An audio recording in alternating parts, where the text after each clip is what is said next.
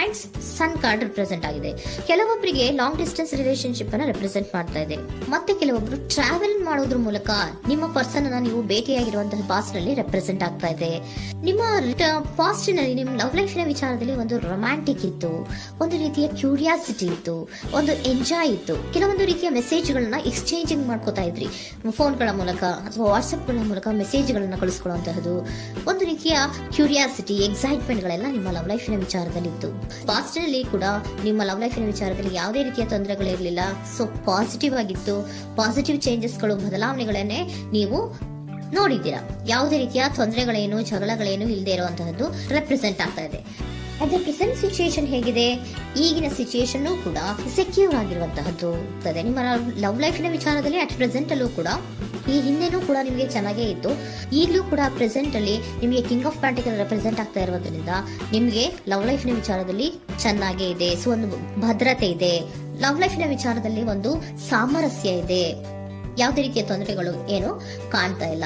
Second card ಬಂದಿರುವಂತಹದ್ದು present situation ಅಲ್ಲಿ strength ಇದೆ, bondage ಇದೆ. ಚೆನ್ನಾಗಿ ನೀವಿಬ್ಬರ ಮಧ್ಯೆ ಒಂದು ಬಾಂಡೇಜ್ ಇದೆ, ಸಾಮರಸ್ಯ ಇದೆ, ಹೊಂದಾಣಿಕೆ ಗುಣಗಳು ತುಂಬಾ ಇದೆ. ಆದ್ರೂ ಕೂಡ ಅಟ್ ಪ್ರೆಸೆಂಟ್ ಅಲ್ಲಿ ಕೆಲವೊಂದು ವಿಚಾರಗಳ ಬಗ್ಗೆ ಅನುಮಾನವನ್ನ ಪಡ್ತಾ ಇರುವಂತಹದ್ದು ರೆಪ್ರೆಸೆಂಟ್ ಆಗ್ತಾ ಇದೆ. ಅಟ್ ಪ್ರೆಸೆಂಟ್ ಅಲ್ಲಿ ನೀವು ಕೆಲವೊಂದು ವಿಚಾರಗಳ ಬಗ್ಗೆ ನಿಮ್ಮ ಮೇಲೆ ನೀವು ಕೆಲವೊಂದು ಡೌಟ್ ಅನ್ನ ಪಡ್ತಾ ಇರುವಂತಹದ್ದು ರೆಪ್ರೆಸೆಂಟ್ ಆಗ್ತಾ ಇದೆ. ನಿಮ್ಮ ಲವ್ ಲೈಫ್ ನಲ್ಲಿ ಕೆಲವೊಂದು ರೀತಿಯ ಭದ್ರತೆಗಳಿದೆ. ಸೊ ಯಾವುದೇ ರೀತಿಯ ತೊಂದರೆಗಳೇನೂ ಇಲ್ಲ, ಒಂದು ರೀತಿಯ ಗುಡ್ ಬಾಂಡೇಜ್ ಇದೆ. ಆದ್ರೂ ಕೂಡ ನಿಮ್ಮಲ್ಲಿ ಯಾಕೋ ಆತ್ಮವಿಶ್ವಾಸ ಇಲ್ಲ, ಆತ್ಮವಿಶ್ವಾಸದ ಕೊರತೆಗಳು ರೆಪ್ರೆಸೆಂಟ್ ಆಗ್ತಾ ಇದೆ. ಯಾವುದೋ ಕೆಲವೊಂದು ಅನುಮಾನಗಳು ನಿಮ್ಮಲ್ಲಿ ನಿಮ್ಮ ಲವ್ ಲೈಫಿನ ವಿಚಾರವಾಗಿ ಇರುವಂತಹದ್ದು ರೆಪ್ರೆಸೆಂಟ್ ಆಗ್ತಾ ಇದೆ. ಏನಾದ್ರೂ ತೊಂದರೆ ಆಗ್ತಾ ಇದೆಯಾ, ನನ್ನ ಲವ್ ಲೈಫಿನ ವಿಚಾರವಾಗಿ ಏನಾದ್ರೂ ತೊಂದರೆ ಆಗ್ತಾ ಇದೆಯಾ ಅಂತ ನಿಮ್ಮಲ್ಲಿ ನೀವು ಅನುಮಾನವನ್ನ ಪಡ್ತಾ ಇರುವಂತಹದ್ದು ರೆಪ್ರೆಸೆಂಟ್ ಆಗ್ತಾ ಇದೆ. ಫ್ಯೂಚರಿನ ಬಗ್ಗೆ ಹೇಳೋದಾದ್ರೆ ಕ್ವೀನ್ ಆಫ್ ಪ್ಯಾಂಟಿಕಲ್ಸ್ ಬಂದಿದೆ. ಕ್ವೀನ್ ಆಫ್ ಪ್ಯಾಂಟಿಕಲ್ಸ್ ಬಂದಿರುವಂತಹದ್ದೇನು, ಒಂದು ರೀತಿಯ ಪೋಷಣೆಯನ್ನ ಮಾಡುವಂತಹದ್ದು ರೆಪ್ರೆಸೆಂಟ್ ಆಗ್ತಾ ಇದೆ. ಯಾಕಂದ್ರೆ ನಿಮ್ಮ ಲವ್ ಲೈಫ್ ನ ವಿಚಾರವಾಗಿ ಅಟ್ ಪ್ರೆಸೆಂಟ್ ಅಲ್ಲಿ ಕೆಲವೊಂದು ವಿಚಾರಗಳಲ್ಲಿ ಸ್ಟೇಬಲ್ ರಿಲೇಶನ್ಶಿಪ್ ಅಲ್ಲಿ ಇದ್ರು, ಒಂದು ಗುಡ್ ಬಾಂಡೇಜ್ ಇದ್ರೂ ಕೂಡ ನೀವ್ ಯಾಕೋ ಕೆಲವೊಂದು ವಿಚಾರಗಳ ಬಗ್ಗೆ ಅನುಮಾನವನ್ನ ಪಡ್ತಾ ಇರುವಂತಹದ್ದು, ಅದನ್ನ ರಕ್ಷಣೆ ಮಾಡೋದ್ರೊಳಗೆ ಹೆಚ್ಚು ಗಮನವನ್ನ ಕೊಡ್ತಾ ಇರುವಂತಹದ್ದು ರೆಪ್ರೆಸೆಂಟ್ ಆಗ್ತಾ ಇದೆ. ಇಮಿಡಿಯೇಟ್ ಫ್ಯೂಚರಿನ ಬಗ್ಗೆ ಹೇಳೋದಾದ್ರೆ ನೀವೊಂದು ರೀತಿಯ ಪೋಷಣೆಗಳನ್ನ ಮಾಡುವಂತಹದ್ದು, ನಿಮ್ಮ ಲವ್ ಲೈಫಿನ ವಿಚಾರವಾಗಿ ಕೆಲವೊಂದು ರೀತಿಯ ಹೆಚ್ಚು ಗಮನವನ್ನ ಕೊಡುವಂತಹದ್ದು, ಯಾವುದೋ ನಿಮ್ಮ ವಿಚಾರಗಳಲ್ಲಿ ಹಿಡಿತದಲ್ಲಿ ಏನ್ ಇಟ್ಕೊಂಡಿದ್ರೋ, ನಿಮ್ಮ ಪೊಸೆಸಿವ್ನೆಸ್ ಅನ್ನ ಏನ್ ಇಟ್ಕೊಂಡಿದ್ರೋ, ಯಾವುದೋ ಕೆಲವು ವಿಚಾರಗಳಲ್ಲಿ ನೀವು ಬಹಳಷ್ಟು ಓಪನ್ ಅಪ್ ಆಗಿ ಮಾತಾಡದೆ, ಯಾವ ವಿಚಾರಗಳನ್ನು ಕೂಡ ಹೇಳ್ಕೊಳ್ಳದೆ, ನಿಮ್ಮಲ್ಲೇ ನೀವು ಕೆಲವೊಂದು ಬೇಜಾರುಗಳನ್ನ ಏನ್ ಇಟ್ಕೊಂಡಿದ್ರೋ ಆ ವಿಚಾರಗಳನ್ನ ನೀವು ಮಾತಾಡುವಂತಹ ಸಾಧ್ಯತೆಗಳು ಇಮಿಡಿಯೇಟ್ ಫ್ಯೂಚರ್ ನಲ್ಲಿ ಕಾಣಿಸ್ತಾ ಇದೆ. ಯಾವುದೋ ಕೆಲವೊಂದು ವಿಚಾರ, ಯಾಕೆ ಯಾವುದೋ ಕೆಲವು ವಿಚಾರಗಳಲ್ಲಿ ನಿಮಗೆ ಅನುಮಾನಗಳು ರೆಪ್ರೆಸೆಂಟ್ ಆಗ್ತದೆ. ಲವ್ ಲೈಫಿನ ವಿಚಾರ, ಪ್ರೀತಿಯಲ್ಲಿ ಯಾವಾಗ ಅನುಮಾನಗಳು ಸೃಷ್ಟಿಯಾಗುತ್ತೋ ನಾವು ಅವಾಗವಾಗ್ಲೇ ಅದನ್ನ ಬಗೆಹರಿಸ್ಕೊಬೇಕು. ನಮ್ಮಲ್ಲೇ ಇಟ್ಕೊಳ್ಳೋದು, ಅಯ್ಯೋ ಏನಾಗ್ತಾ ಇದೆಯೋ ಅಂತ ಕೊರ್ಗೋದು ಅಥವಾ ಏನಾಗ್ಬಿಡುತ್ತೋ ಅಂತ ಭಯ ಪಡುವಂತಹದ್ದು ಏನು ಬೇಕಾಗಿಲ್ಲ. ಯಾಕಂದ್ರೆ ಲವ್ ಇರುವಂತಹದ್ದೇ ನಂಬಿಕೆಯ ಬುನಾದಿಯ ಮೇಲೆ. ಸೊ ನೀವೇನ್ ಮಾಡ್ಬೇಕು, ಏನಾದ್ರೂ ಸ್ವಲ್ಪ ಡೌಟ್ಗಳು ಬಂದಾಗ ನೀವು ಅದನ್ನ ಬಗೆಹರಿಸ್ಕೋಬೇಕು. ಯಾವ ವಿಚಾರದಲ್ಲಿ ನಿಮಗೆ ಬೇಜಾರಾಗಿತ್ತು ಅದನ್ನ ನೀವೇನ್ ಮಾಡ್ಬೇಕು, ನಿಮ್ಮಲ್ಲೇ ಇಟ್ಕೊಂಡು ಕೊರಗಬಾರ್ದು. ಓಪನ್ ಅಪ್ ಆಗಿ ಮಾತಾಡೋದ್ರ ಮೂಲಕ ನೀವು ಕ್ಲಾರಿಟಿಯನ್ನ ತಗೊಳ್ಳುವಂತದ್ದು ನಿಮಗೆ ಇಮಿಡಿಯೇಟ್ ಫ್ಯೂಚರ್ ನಲ್ಲಿ ಕಾಣಿಸ್ತಾ ಇದೆ. ಯಾವುದೇ ವಿಚಾರಗಳ ಬಗ್ಗೆ ನೀವು ನಿಮ್ಮ ಲವ್ ಅನ್ನ ಅಥವಾ ನಿಮ್ಮ ಪ್ರೀತಿಯನ್ನ ಭದ್ರವಾಗಿ ಉಳಿಸ್ಕೊಳ್ಳೋದಕ್ಕೋಸ್ಕರವಾಗಿ ನೀವು ನಿಮ್ಮಲ್ಲೇ ಇಟ್ಕೊಂಡಿದ್ದಂತಹ ಅಥವಾ ಕೆಲವು ಬೇಜಾರಿನ ವಿಷಯಗಳ ಬಗ್ಗೆ ನೀವು ಹೆಚ್ಚು ಮಾತಾಡಿ, ಓಪನ್ ಅಪ್ ಆಗಿ ಕೆಲವೊಂದು ವಿಚಾರಗಳ ಬಗ್ಗೆ ಮಾತಾಡುವಂತಹದ್ದು ಮತ್ತೆ ಅದನ್ನ ಕ್ಲಾರಿಟಿಗೆ ತಗೊಳ್ಳುವಂತಹದ್ದು ರೆಪ್ರೆಸೆಂಟ್ ಆಗ್ತಾ ಇದೆ.